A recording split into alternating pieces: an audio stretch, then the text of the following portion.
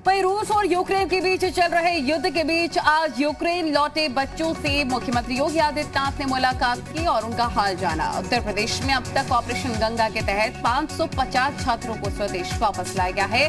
आज सीएम ने 50 वापस आए छात्रों से सीएम आवास पर मुलाकात की और उनका हाल जाना।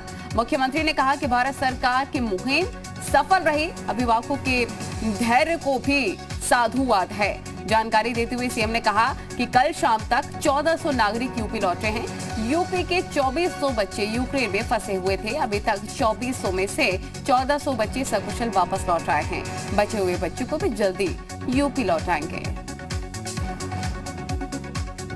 प्रधानमंत्री जी ने रूस के राष्ट्रपति से भी और अन्य संबंधित से भी बातचीत किया है। यूक्रेन से सटे हुए जितने भी देश हैं, इन सभी जगह भारत के जो भी एम्बेसी हैं वे भी सक्रिय रूप से बॉर्डर पर रह करके सहयोग करने के लिए कार्य कर रहे हैं और 4 केंद्रीय मंत्री स्वयं वहां कैंप कर रहे हैं, जो वहां पर सभी छात्रों को वापस लाने के लिए पूरी तत्परता के साथ कार्य कर रहे हैं।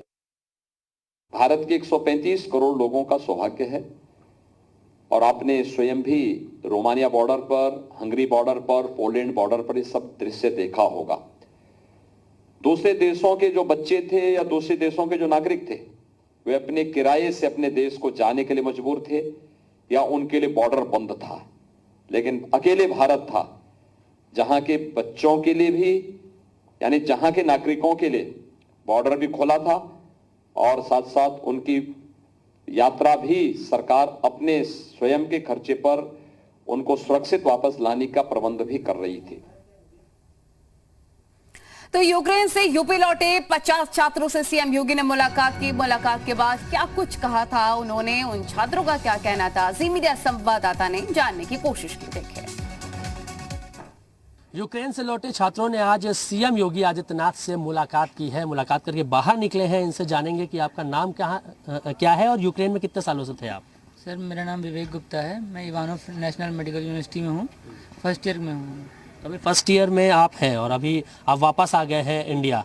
अभी वहाँ के हालात कैसे हैं, क्योंकि आगे की पढ़ाई अब कैसे हो सके, क्योंकि अभी तो आपकी शुरुआत है? सर, अभी तो वहाँ के हालात बहुत बदतर से बदतर होते जा रहे हैं सर। और सर, अब आगे की पढ़ाई के लिए तो सर अभी यूनिवर्सिटी ने बंद कर रखा है।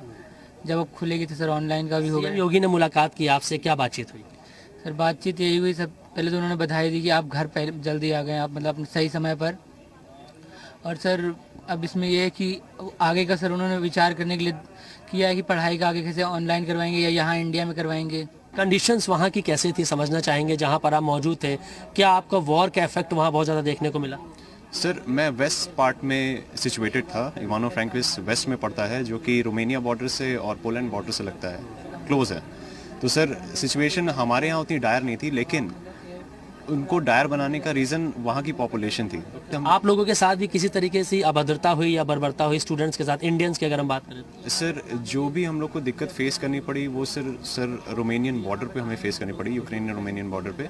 पहली चीज़ 20 किलोमीटर चलना पैदल, और दूसरी चीज़ वहाँ पे लोग इतने थे कि धक्का मुक्की बहुत ज़्यादा थी।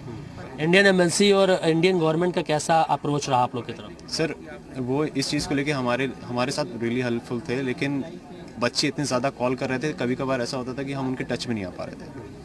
देखिए, तमाम प्रदेश भर से तमाम स्टूडेंट्स जो यूक्रेन में फंसे थे वापस अपने देश लौटे हैं और आज मुख्यमंत्री योगी आदित्यनाथ ने इन छात्र छात्राओं से मुलाकात की और आश्वासन दिया है कि आपकी पढ़ाई नहीं रुकेगी, पढ़ाई चलती रहेगी। और फिलहाल अभी जो लोग वहाँ पे फंसे हैं उनको लाने की जद्दोजहद भी की जा रही है। संदेश राज के साथ मयूर शुक्ला, जी मीडिया, लखनऊ।